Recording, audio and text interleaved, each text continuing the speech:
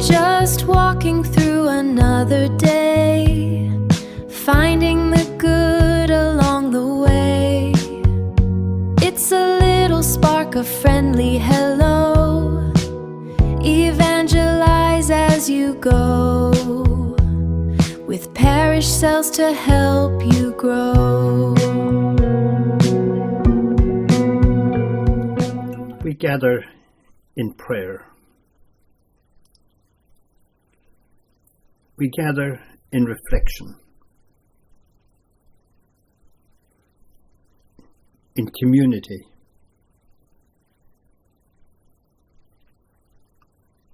It's an amazing thought that the nature of our call, the nature of who we are, is revealed when we come together. Where 2 or 3 come together in my name, there am I in the midst of you. His people being gathered. May God's blessing be upon you as you gather in His name. For this teaching, I've chosen the first reading for next Sunday's for next Sunday's Mass. It is from 2 Kings, chapter 4, verses 8 to 17.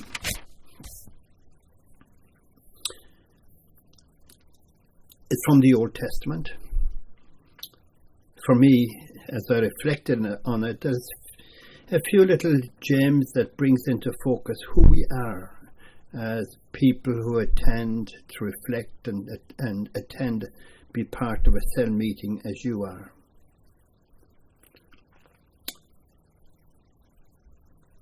It's about Elisha. Elisha observes this man walking by on regular occasions. She suspected that he was on pilgrimage, going to a pilgrimage site, which would take a day's walk to get there and another day's walk to get back. So as she observed him, she said, "Oh, to be doing something like this, he must be a man of God." So she invited him in, had a meal, had prepared for him. Then he went on his way. And then as she reflected even further, she said, "I will create a space in the house for him. A small little room, bed, few clothes, a desk, and perhaps a light. Very simple, but a space for him." The man of God. One thing that strikes me about this passage is that there's no word spoken. It's about observing. The silent witness of that man walking by, of Elisha walking by, spoke deeper than any words. Interesting that our words too will only have meaning if they are linked with how we live, how we're seen to live. The witness of our lives, the silent witness of our lives, speak louder than words. There's a second thing that strikes me, and it's very relevant to you meeting. It's the idea of hospitality.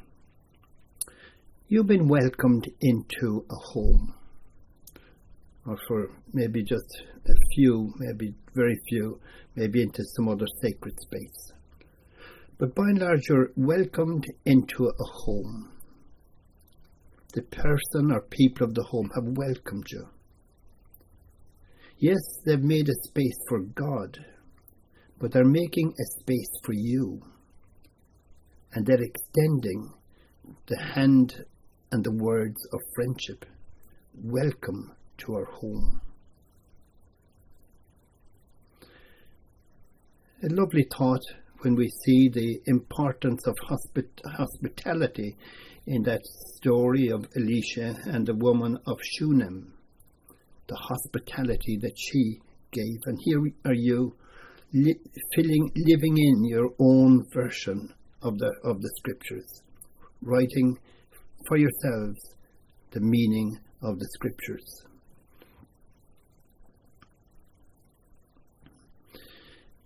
Yes, that lady made a space for the prophet, but there was something deeper going on for her.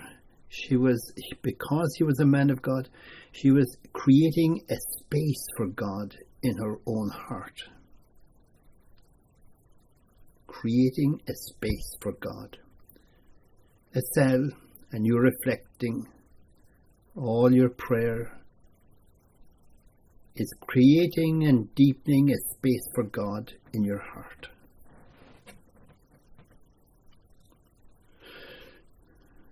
Elisha had a servant, Gehazi. He needed him. He needed him now. So I invited him to go to the woman and say, well, look, you've been so good to Elisha. You've been so good to him. He wants to help you in some way. And the woman comes and speaks to Elisha, and says, well, Elisha was saying, like, is there anything at all that we could give you? What about telling the community, the people that you're among, how good you are, and, asking them to consider giving you a place of prominence and some place? And she said, no. I'm happy as I am. I am among my own people. And then the servant had a word in Elisha's ear and said, by the way, this lady does not have a son, and it's something that she has always wanted. There was a certain shame, I suppose you could call it, in not having a child in the community of the time, and that she would have loved to have a child. So Elisha said, oh, this time when I come around next year, you will have a son. And the woman's reply is interesting and so human. Don't be making mockery of me. Don't be having a cheap joke at my expense. Me having a child in a year's time. My husband is old. I'm elderly. We've tried. Nothing has happened. So look, I'm going to forget about this. A human reaction where something seems impossible. A human reaction to when one's life is clouded over perhaps with darkness, or there seems to be no great hope in a particular towards the future in a particular event. It's an invitation to look at maybe a hopeless situation in your own life, or something that you sense that you'd just love to have or to be. Trust that God can do the impossible. Final conclusion from that reading is that we need one another.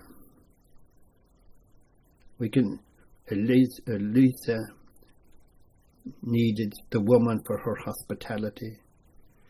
She needed him to hear her prayer and the cry of her own deep heart. They both needed Gehazi, who brought to the surface her need for a son. We need one another. And so in that spirit, join together in prayer. Join together as God's community of people as you look outwards in your love and in your service. It is in giving, indeed, that we receive. Amen.